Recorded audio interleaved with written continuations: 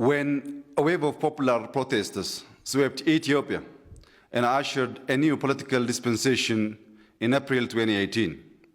One of the key pillars of the reformist agenda of my new administration was upholding the rule of law. However, a key challenge we faced in this regard from the early days was the organized and highly networked obstruction of justice that was being orchestrated by those who played a leading role in the systemic abuse of human rights and massive corruption, intent on perpetuating a culture of impunity and restoring the undue privilege they enjoyed in the past.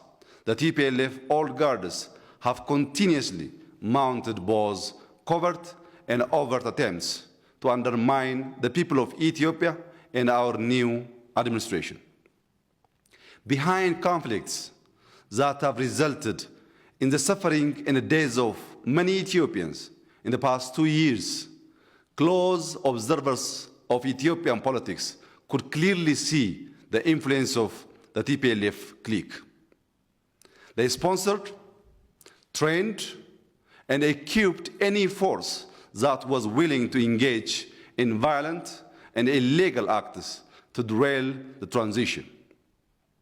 Their objective was clear: to make the country ungovernable by instigating clashes along ethnic and religious lines, to sow division and discord so that the democratic transition will lose its momentum. In efforts to bring to justice these conflict entrepreneurs, arrest warrants by federal courts were ignored in an open contempt for the rule of law. Fugitives from the law assumed official party and state government positions within the Tigray region, and serial obstruction of justice became the hallmark of the TPLF. For more than 2 years, the federal government opted for maximum restraint, even though it was being criticized by citizens, including by the federal parliament, for not taking more measures to apprehend fugitives from law that were at large in the Tigray region. Unfortunately, the responsible and restrained approach of the federal government was perceived as weakness by the fugitives and their clique.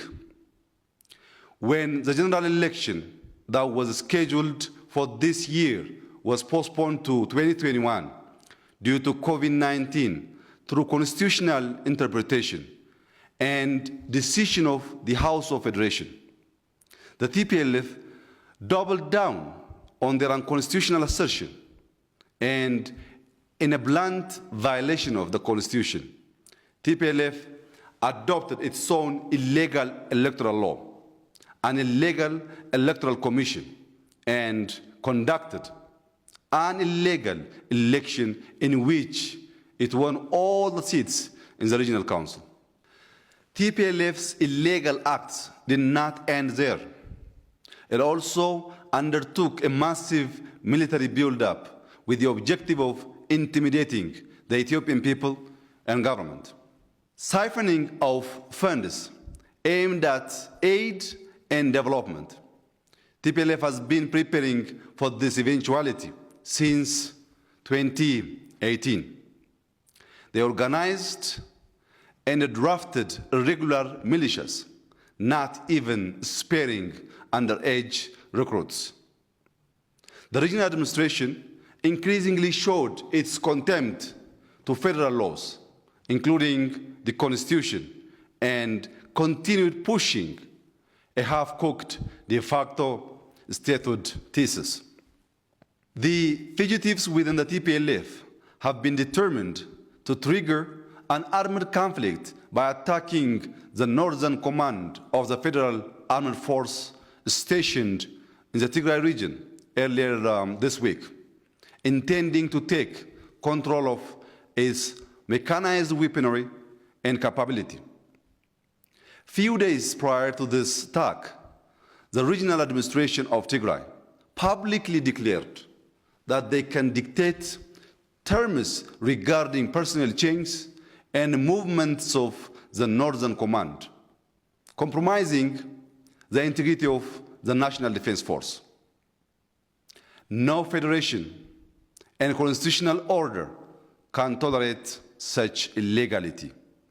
That's why the federal government is compelled to undertake a law enforcement operation to defend and protect the constitutional order and uphold the rule of law. A democratic and pluralistic Ethiopia cannot exist without the rule of law. Rule of law, especially in a federal arrangement, requires that both regional states and federal governments respect the constitutional division of power. It is in accordance with this constitutional provision and its duty to enforce federal laws across the whole country that the federal government is undertaking a strategic operation to end impunity and criminality. The federal government counts on all who advocate for justice and rule of law to support this effort.